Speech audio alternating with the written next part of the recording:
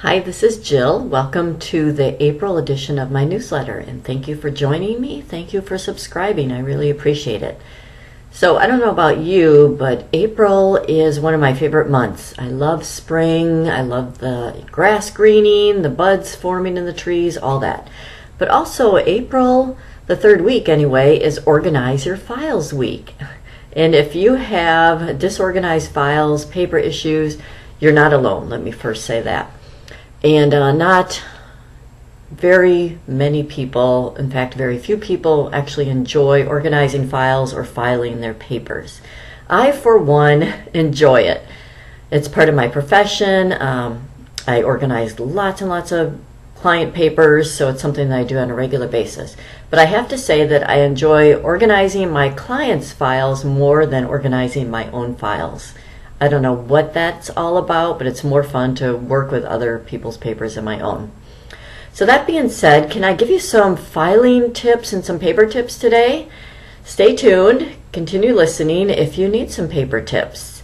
So first of all, your files should be labeled. You don't know how many times I see files that aren't labeled, so make sure these file folders are labeled with something like this, the plastic tab that they come with, or these are pretty clever, these Post-it tabs that stick on. We've got a glare here. They stick onto your files. You can write the name of the file on the Post-it, and they're very durable. So they're much easier than fiddling with these plastic tabs and the paper insert. So that's a tip for you. When you label your files, think of the label that makes sense to you. How are you going to look for that file? What's the first term or word that comes to your mind? Is it car? Is it automobile? Is it Honda? You know, the make of the car. Whatever makes sense to you, that's what you should use for a label. And then alphabetize those files. That's the way our brains think, alphabetically, typically. So alphabetize them and label them. And then lastly, when you file a paper, you put something in the file, look in that file for something that you can edit or remove from the file and toss, destroy, shred, recycle, whatever it may be. So edit as you file. That makes the job easier. You don't have to do it all in one shot at the end of the year, just as you go. Okay, now, as far as filing, if you file less, I think you'll smile more. So that's kind of a Hamilton reference if you're familiar with that musical. File less, smile more. Really be ruthless about what you're keeping and filing. Are you going to look at those papers again? Will you access those papers? What can you keep out of the file drawers? Because they say 80% of what we file we never look at again. Granted, some of that stuff has to be in there, like taxes, financial, and we really don't look at it again, but we need to keep it. So there is some of that. So what can you reduce from your paper stacks? Reduce and not file. Go through those paper stacks. They're probably on your dining room table, kitchen counter, desks, tables, end tables, whatever it may be. I see this frequently. You're not alone.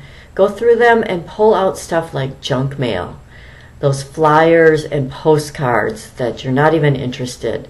Toss, recycle, destroy, shred, whatever you need to do with those papers. Also look for thick items like magazines and newspapers. Maybe those can be recycled because they're no longer current. They could be months old, many months old. Can you get rid of those? Or at least tear out the article that you're interested in and get rid of the bulk of it. I mentioned shredding. You should protect your identity theft, so shred papers that you're getting rid of that have account numbers or any other identifying information on them. You may even want to shred papers or mail that has your name and address on it. It all depends on your comfort level and what works for you. So I personally, when I go to my mailbox and collect my mail, I walk through my garage, past my recycle bin, and dump most, if not all, of my mail into that bin. I don't worry about shredding my name and address. There's other information that I shred, but if it's just a simple postcard, I dump it. That works for me. I'm not saying that'll work for you, but it works. That's my routine and it works for me. Okay, so let's talk about The papers that you're not getting rid of, that you've sorted through on your dining room table, kitchen counters, they're papers that you need to keep. Categorize them into like subjects. So maybe you found tax papers, you found investment papers, you found things that you want to read, so you place them next to the place where you enjoy reading, like a favorite chair next to your bed, whatever it may be. You're finding health papers, papers about the house, so you're going to put those into piles according to the subject. And then you're going to file accordingly.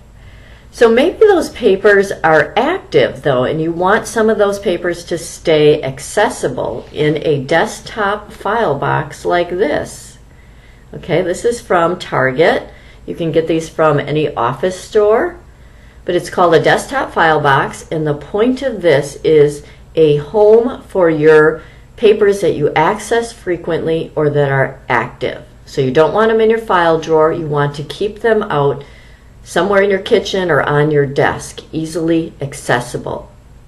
And typically this works for papers like receipts, school papers, projects that you're working on that are current.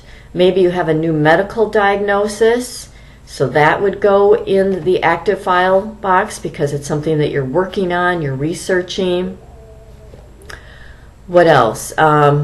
Papers that you want to file. So you can put those papers in one of these file folders and label them to file. Put it in here, and then when this gets rather full, like an inch or so of papers, you take this file folder to your file cabinet and file accordingly. So I hope these tips help you get a handle somewhat on your papers. I hope something resonated with you. Let me know if you have any questions, concerns, comments. I'd love to hear from you, and I have some links below to some of the things I talked about. So until next month, thank you for joining me.